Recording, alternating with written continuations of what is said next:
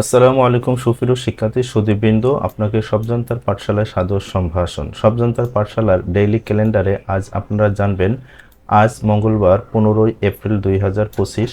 আজকের এই 5টি বিষয় সম্পর্কে আপনারা জানবেন এবং বানান রীতি এবং মনে রাখার কৌশলগুলো জানবেন। দেখুন দয়া করে সবগুলো। আজকের সময় ঘড়িতে আছে আজকের তারিখ ইংরেজি 15 এপ্রিল 2025, বাংলা তারিখ 2রা বৈশাখ 1432 বঙ্গাব্দ, আরবি তারিখ 16ই শাওয়াল 1446 হিজরি। আজকের সময় ঢাকা, সূর্যোদয় ভোর 5টা 38 মিনিট, সূর্যাস্ত সন্ধ্যা 6টা 20 মিনিটে। আজকের ইতিহাসের পাতা থেকে আপনারা জানবেন আজকে এই দিনে যা ঘটেছিল পৃথিবীতে। 1835 সালে মার্কিন রাষ্ট্রপতি আব্রাহাম লিঙ্কন আততীয়তার গুলিতে নিহত হন। 1912 সালে উত্তর আটলান্টিক মহাসাগরের টাইটানিক জাহাজ 2224 জন ক্রু যাত্রী নিয়ে ডুবে যায়।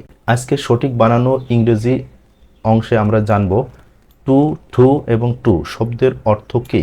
এখানে টু হলো প্রিপোজিশন হিসাবে প্রতি বা দিকে হতে ব্যবহার হয়, যেমন I am going to the market, তার মানে এই টু একটা মার্কেটের দিকে গতিশীলতা বোঝাচ্ছে। টু অ্যাডজেক্টিভ হিসাবে ব্যবহার হয়, এটা অত্যধিক বা আরও অর্থে ব্যবহার হয়।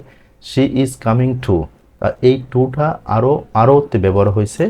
এবং টু অ্যাডজেক্টিভ দুই অর্থে ব্যবহার হয়, যেমন হি হ্যাজ টু পেন্স, অর্থাৎ তার দুইটি কলম আছে, এখানে সংখ্যা অর্থে ব্যবহার হয়েছে।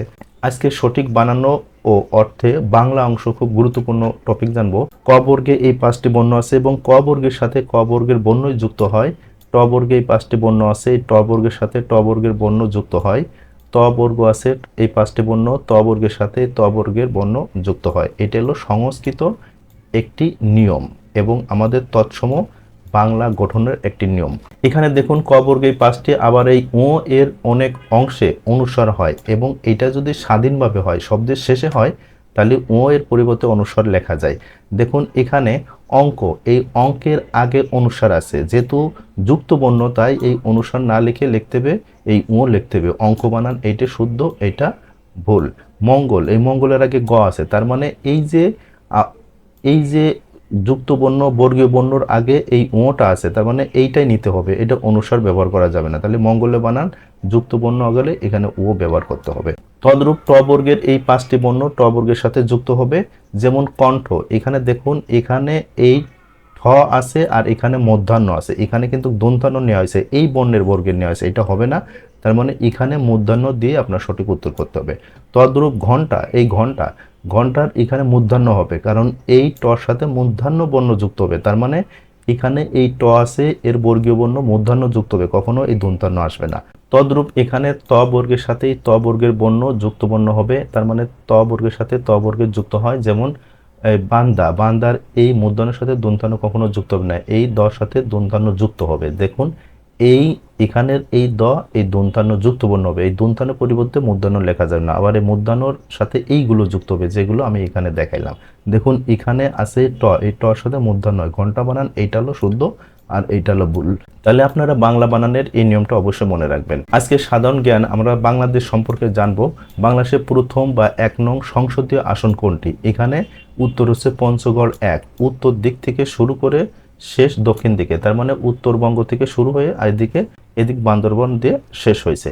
এবং এখানে মনে রাখার একটা নয়া কৌশল দেখা যাচ্ছে, দেখুন প্রথম অক্ষর কি প, তাহলে পঞ্চগড় এর প্রথম অক্ষর কি প, তাহলে প্রথম সংসদীয় আসন কোনটি? পঞ্চগড়ের 1 প্রথম, এভাবে মনে রাখবেন। আজকে সাধারণ জ্ঞান এর আন্তর্জাতিক পর্বে আজ আমরা জানবো ভুটান এর মুদ্রার নাম কি। দেখুন এখানে 4টা অপশন দেওয়া আছে, রুপি, ডলার, টাকা এবং গুলট্রাম।